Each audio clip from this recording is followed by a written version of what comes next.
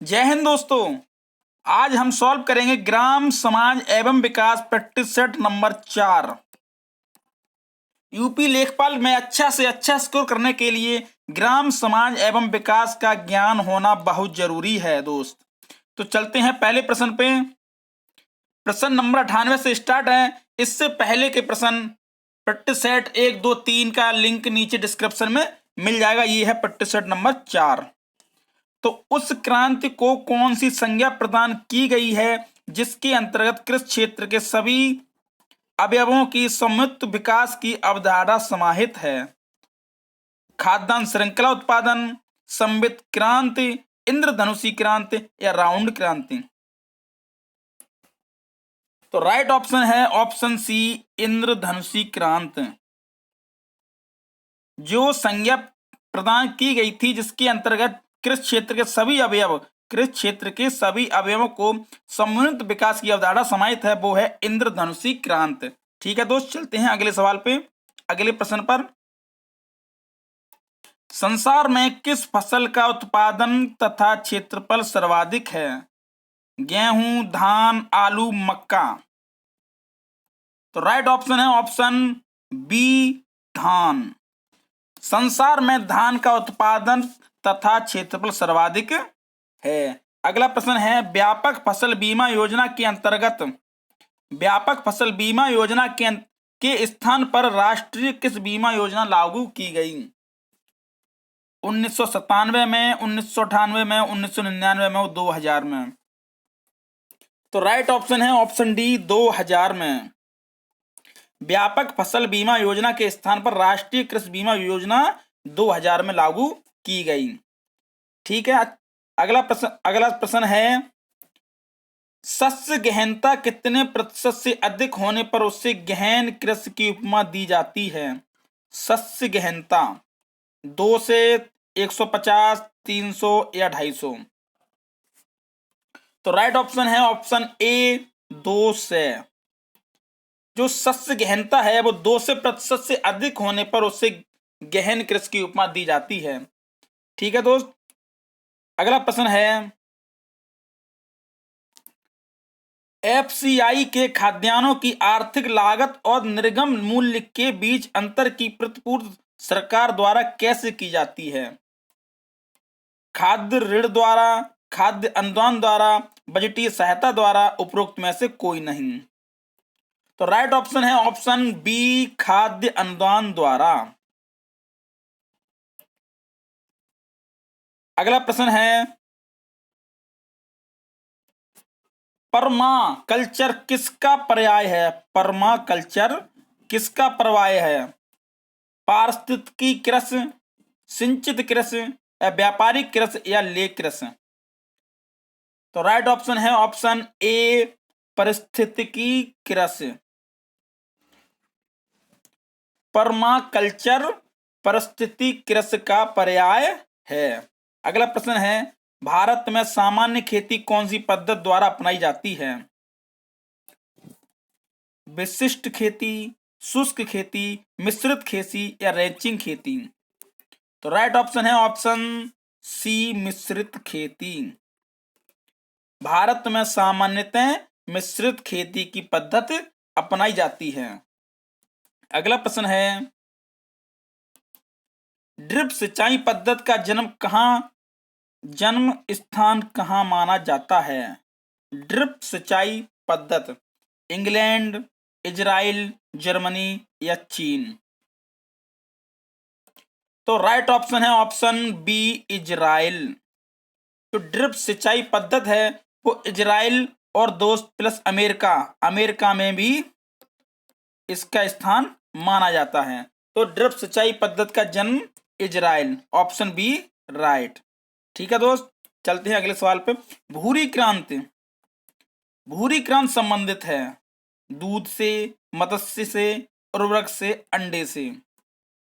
तो right option है option C, उर्वरक से भूरी क्रांति संबंधित है। अगला प्रश्न है, अमरूद उत्पादन के लिए निम्नलिखित में से कौन सा जोड़ा प्रसिद्ध है?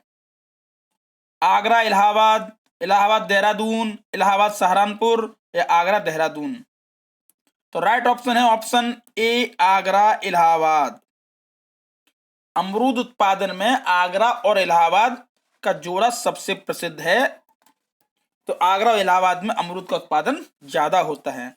अगला है, भारत में दुग्ध उत्पादक राज्यों में उत्तर प्रदेश का कौन सा स्थान है? प्रथम, द्वितीय, तृतीय, चतुर्थ? तो राइट ऑप्शन है ऑप्शन ए प्रथम। तो दूध उत्पादन में उत्तर प्रदेश का प्रथम स्थान है। अगला प्रश्न, निम्नलिखित जोड़े में से किसमें उत्तर प्रदेश संपूर्ण देश में अग्रणी है? मतलब उत्तर प्रदेश संपूर्ण देश में अग्रणी है। आगे है किसमें? गेहूं, जौ, मूंगफली, गन्ना में, या जौ, गन्ना, सरसों, गेहूं में, या चना, गेहूं, सरसों, गन्ना में, या चना, गेहूं, जौ, गन्ना में? तो राइट ऑप्शन है ऑप्शन ए गेहूं, जौ, मूंगफली, गन्ना में उत्तर प्रदेश अग्रणी है। गेहूं, जौ, मूंगफली, गन्ना। अगला प्रश्न है, उत्तर प्रदेश की सर्वाधिक महत्वपूर्ण खाद्यान्न फसल। उत्तर प्रदेश की सर्वाधिक महत्वपूर्ण खाद्यान्न फसल कौन सी है? ज्वार, मक्का, धान, गेहूं? तो राइट ऑप्शन ऑप्शन डी गेहूं। तो उत्तर प्रदेश की खाद्यान्न फसल सबसे ज्यादा है गेहूं। अगला है, उत्तर प्रदेश में सर्वाधिक उत्पादक वाला तिलहन है। उत्तर प्रदेश में सर्वाधिक उत्पादन वाला तिलहन है सोयाबीन, तिल, मूंगफली, सरसों? तो राइट ऑप्शन ऑप्शन डी सरसों। जो तिलहन है उत्तर प्रदेश में सर्वाधिक उत्पादन वाला वो है सरसों, सरसों का तेल निकले। अगला है, उत्तर प्रदेश में प्रमुख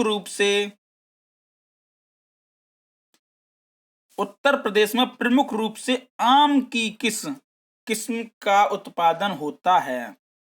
दशहरी और चौसा, दशहरी और नीलम, अल्फांसो और नीलम, या चौसा और अल्फांसो? तो उत्तर प्रदेश में मुख्य रूप से आम की जो किस्म का उत्पादन होता है वो है ऑप्शन ए दशहरी और चौसा।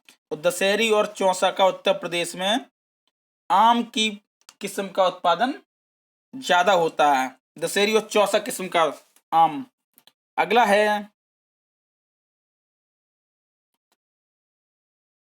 उत्तर प्रदेश के पर्वतीय भाग में निम्नलिखित में से किस प्रकार के फलों का उत्पादन होता है?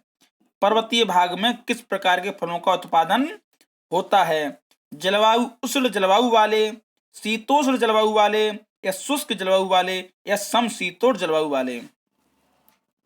तो राइट ऑप्शन है ऑप्शन बी समशीतोष्ण जलवायु वाले। शीतोष्ण जलवायु वाले, ऑप्शन बी शीतोष्ण जलवायु वाले, सॉरी शीतोष्ण जलवायु वाले, ऑप्शन बी। तो राइट ऑप्शन है ऑप्शन बी शीतोष्ण जलवायु वाले। अगला प्रश्न है, उत्तर प्रदेश में देश के कुल खाद्यान्न में कितने प्रतिशत योगदान करता है? 40%, 30%, 21.38% या 30.38%? तो राइट ऑप्शन है ऑप्शन सी 21.38%। उत्तर प्रदेश देश के कुल खाद्यान्न में योगदान देता है। चाय का जन्म स्थान, अगला प्रश्न है, चाय का जन्म स्थान कहाँ माना जाता है या कहाँ है? चाय का जन्म स्थान कहाँ है? भारत, इंग्लैंड, चीन, अफ्रीका? तो राइट ऑप्शन है ऑप्शन सी चाय का जन्म स्थान चीन को माना जाता है, चीन को। राइट ऑप्शन सी चाय का जन्म स्थान चीन को माना जाता है। अगला प्रश्न है, ताजे जल के मछली उत्पादन में भारत का विश्व में कौन सा स्थान है? ताजे जल के मछली उत्पादन में भारत का कौन सा स्थान है? विश्व में कौन सा स्थान है? चौथा, दूसरा, छठा, प्रथम? तो राइट ऑप्शन है ऑप्शन बी दूसरा। तो ताजे जल के मछली उत्पादन में भारत का विश्व में दूसरा स्थान है। ठीक है दोस्त। अगला प्रश्न है,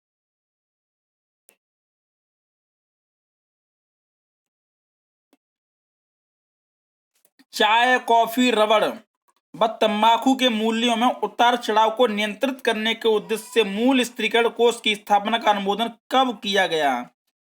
मूल्य स्थिरीकरण कोष की स्थापना का अनुमोदन कब किया गया? 20 फरवरी 2003 को, या 20 फरवरी 2004 को, या 20 फरवरी 2005 को, या 20 फरवरी 2002 को? तो राइट ऑप्शन है ऑप्शन ए 20 फरवरी 2003 को मूल्य स्थिरीकरण कोष की स्थापना की गई थी। अगला प्रश्न है, सब्जियों की व्यापारिक खेती को क्या कहते हैं? सब्जियों की व्यापारिक खेती को क्या कहते हैं? हॉर्टिकल्चर, ओलेरीकल्चर, सिल्वीकल्चर, या वेजिटेबल कल्चर? तो राइट ऑप्शन है ऑप्शन बी ओलेरीकल्चर। तो सब्जियों की व्यापारिक खेती कहते हैं ओलेरीकल्चर। अगला प्रश्न है, इंडियन सोसाइटी ऑफ एग्रोनॉमी की स्थापना कब की गई थी? इंडियन सोसाइटी ऑफ एग्रोनॉमी की स्थापना कब हुई थी? 1908, 1948, 1951, 1958? तो राइट ऑप्शन है ऑप्शन डी 1958। 1958 में इंडियन सोसाइटी ऑफ एग्रोनॉमी की स्थापना की गई थी। ठीक है दोस्त, चलते हैं अगले प्रश्न पे। रैंचिंग पद्धत किस देश में बहुतायत रूप से पाई जाती है? रैंचिंग पद्धत ऑस्ट्रेलिया में, अमेरिका में, ब्रिटेन में, चीन में? तो राइट ऑप्शन है ऑप्शन ए ऑस्ट्रेलिया में। तो रैंचिंग पद्धत बहुतायत ऑस्ट्रेलिया में पाई जाती है, ऑस्ट्रेलिया। ठीक है दोस्त, रैंचिंग पद्धत ऑस्ट्रेलिया में पाई जाती है। अगला प्रश्न है,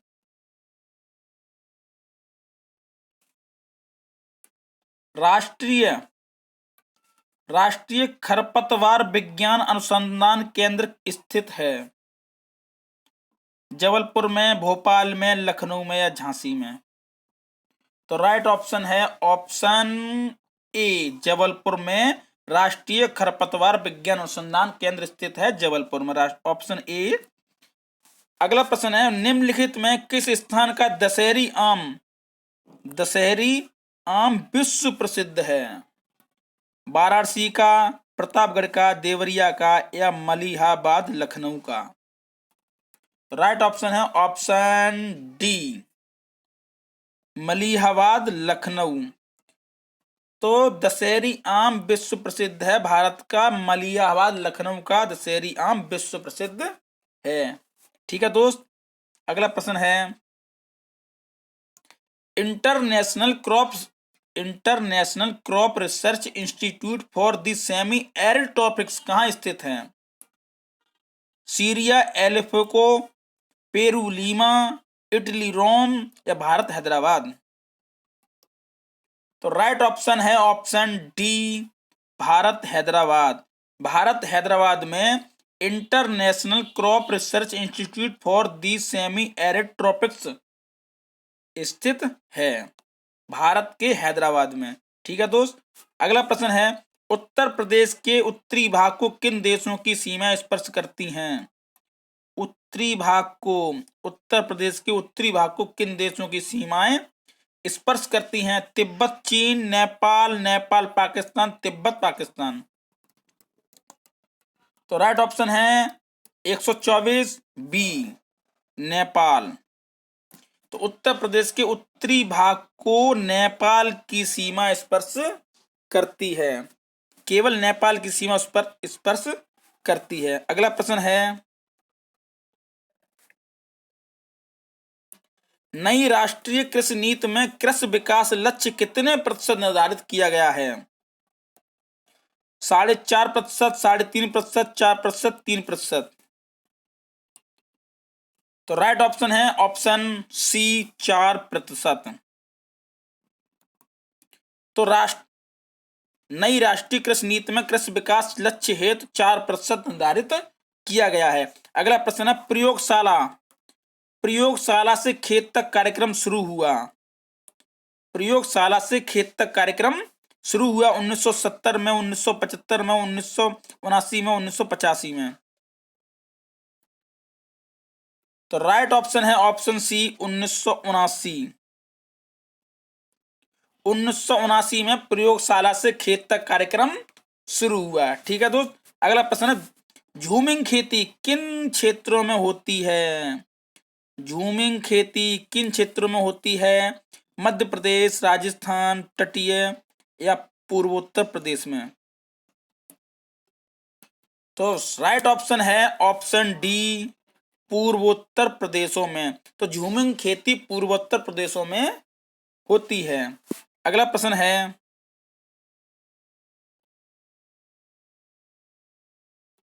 भूधारण प्रणाली की रेत वाली व्यवस्था की शुरुआत भारत में सबसे पहले किसने की? लॉर्ड कॉर्नवालिस ने या विलियम बेंटिंग ने या लॉर्ड चेम्सफोर्ड ने या टॉमस मुनरो ने? तो राइट ऑप्शन है ऑप्शन डी, टॉमस मुनरो ने। तो भूधारण प्रणाली की रेत वाली व्यवस्था शुरुआत की भारत में सबसे पहले टॉमस मुनरो ने, ऑप्शन डी। अगला प्रश्न है, भारत में न्यूनतम समर्थन कीमत सरकार द्वारा वर्ष में कितनी बार घोषित की जाती हैं? एक बार, दो बार, तीन बार, चार बार? तो राइट ऑप्शन है ऑप्शन बी, दो बार। तो भारत में न्यूनतम समर्थन कीमतें सरकार द्वारा भारत में सिर्फ दो बार घोषित की जाती हैं। अगला प्रश्न है,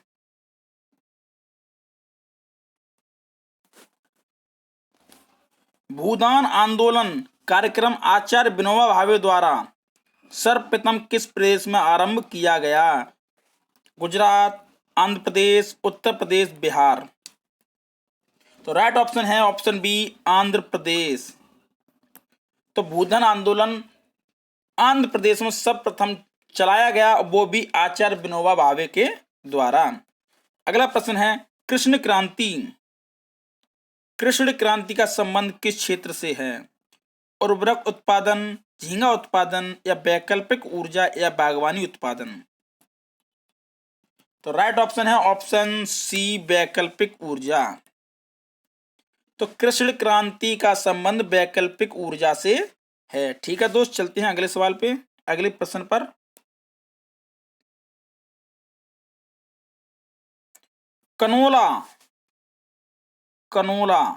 कनोला मानव उपयोग के लिए उगाई गई एक विशिष्ट प्रकार की तिलहन सरसों की किस्मों को निर्दिष्ट करता है। इन किस्मों की प्रमुख विशेषता यह है कि, क्या विशेषता है कनोला?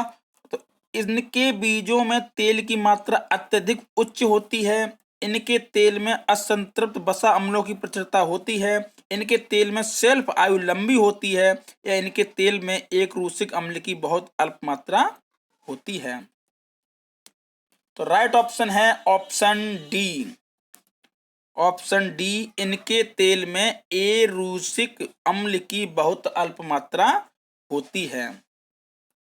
ठीक है दोस्त, वीडियो यहाँ समाप्त हुई। वीडियो अच्छी लगी हो तो लाइक कर दें, कमेंट कर दें और चैनल को सब्सक्राइब कर लें। जय हिंद, जय भारत।